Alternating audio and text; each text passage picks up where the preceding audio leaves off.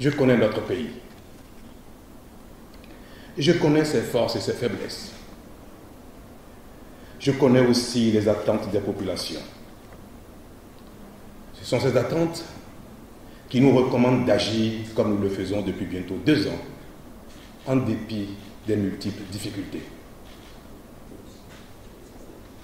Dans le secteur agricole, je me réjouis des progrès déjà enregistrés dans chaque filière de production, qu'il s'agisse du coton, du cajou, du karité, de l'ananas ou du riz.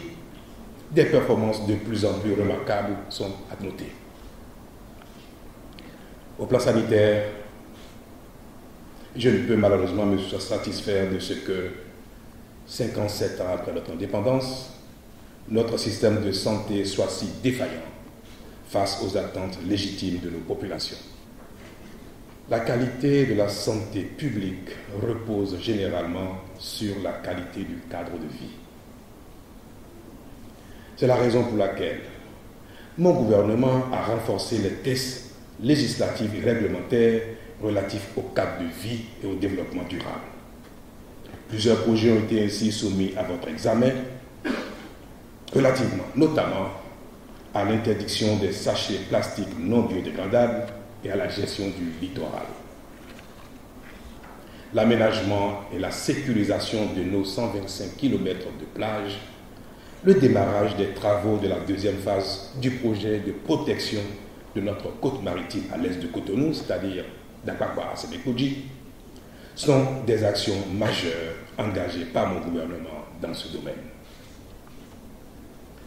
Le démarrage des travaux d'aménagement des espaces libérés dans la ville de Cotonou, le démarrage au plus tard 2e trimestre 2018 de l'asphaltage de 660 km de route dans les villes de Cotonou, d'Abomey-Calavi, de Sémé, d'Abomey, de Boycon, de Lokossa, d'Atnengoué, Parakou.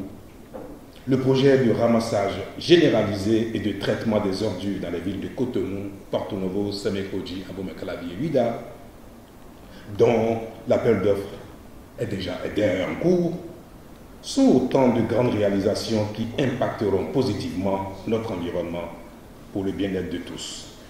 L'enseignement secondaire général a bénéficié quant à lui d'actions visant la promotion de l'éducation inclusive.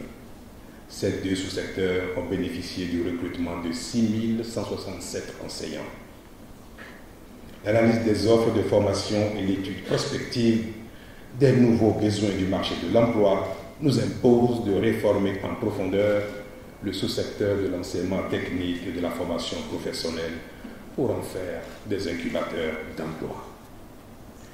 La création d'une force unique de sécurité intérieure par la fusion de la police et de la gendarmerie vise l'amélioration de la coordination, la rationalisation et la mutualisation des ressources humaines, logistiques et financières.